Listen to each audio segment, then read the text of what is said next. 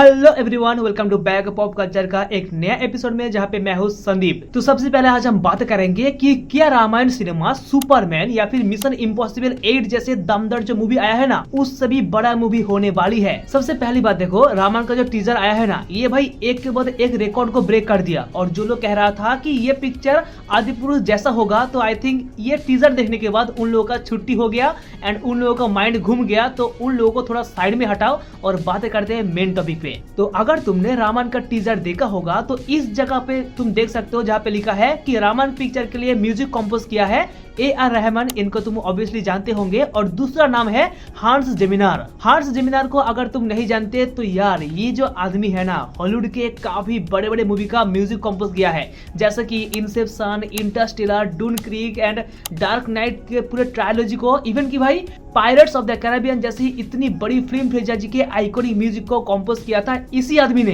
तो इसी आदमी को बॉलीवुड में लाया गया है रामायण के लिए। तो सच में ये बहुत ही बड़ी बात है। और बजट को लेके जो बोला गया था कि रामायण का पहले पार्ट का बजट होगा 800 करोड़, दूसरा पार्ट का बजट होगा 800 करोड़, तो दोनों मिला के दोनों पार्ट का बजट होगा कुल मिला के लगभग 1600 करोड़। लेकिन ये बस रूमर्स था, कोई ऑफिशियल जानकारी नहीं था। तो रिसेंट टाइम पे क्या हुआ कि रामायण मूवी के प्रोड्यूसर नमित मल्होत्रा, जो कि DNEG कंपनी का CEO है, तो उन्होंने एक बड़े यूट्यूबर के साथ पॉडकास्ट किया था। यूट्यूबर का नाम है प्रखर के प्रवचन एंड प्रखर गुप्ता, ऐसा कोई यूट्यूबर है। तो उनके साथ पॉडकास्ट किया था जहां पर उन्होंने ये रिवील किया कि रामायण का बजट कोई 800 करोड़ कोई 1600 करोड़ नहीं, बल्कि $500 मिलियन होगा, जिसको अगर मैं इंडियन करेंसी में कन्वर्ट करूं, जिसका अमाउंट निकल के आता है लगभग 4000 करोड़ रुपया।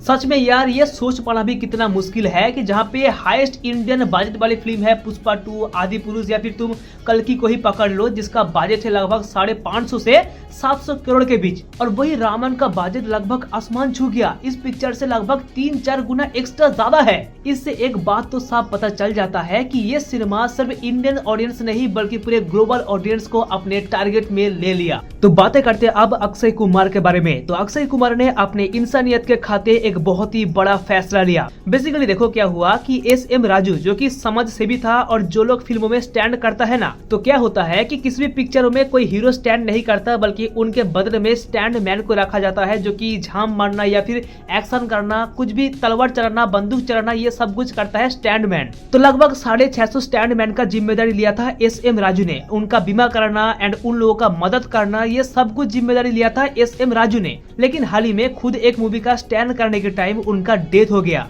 और तुम ये वाला वीडियो देख सकते हो कि SM राजू इसी स्टैंड करने के टाइम यहाँ पे डेथ हो गई थी। तो अब सवाल आता है कि ये 650 स्टैंड मैन का क्या होगा, जो कि इतने सालों से फिल्मों में स्टैंड करते हुए आ रहे थे।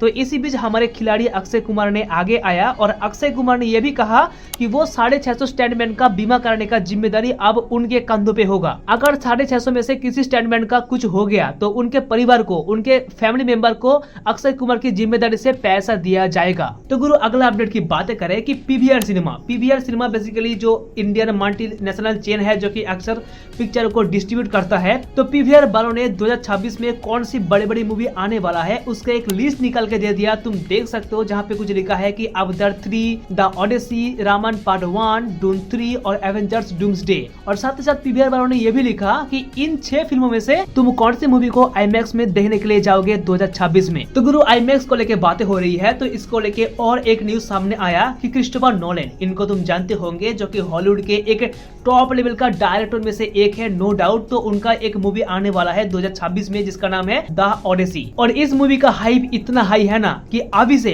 लगभग अमेरिका की 80% सारे IMAX थिएटर को 1 साल के लिए द ओडिसी ने बुक कर लिया। लिटरली ये पिक्चर आने में और भी लगभग 1 साल बाकी है और अभी से अमेरिका में सारे IMAX थिएटर बुक हो गया द ओडिसी के लिए। लेकिन गुरु, मैं तो अमेरिका नहीं जाऊंगा, मैं इंडिया पे ही सही हूँ। एंड तो सबसे लास्ट में कुछ बॉक्स ऑफिस कलेक्शन को लेके बातें करते हैं। तो देखो, सबसे पहले सैयारा रिलीज हुआ, जो कि जिसको कुछ लोगों ने आशिकी 3 भी समझ रहे हैं। तो ये फिल्म पहले दिन में 21 करोड़ की ओपनिंग लिया, जो कि बहुत ही अच्छी बात है। लेकिन दूसरा दिन में मूवी का कलेक्शन इतना गिर गया कि लगभग 5.5 करोड़ कमा पाया है। और 2 दिन में ऑलमोस्ट ये फिल्म इंडिया से 26 करोड़ की धंधा कर लिया।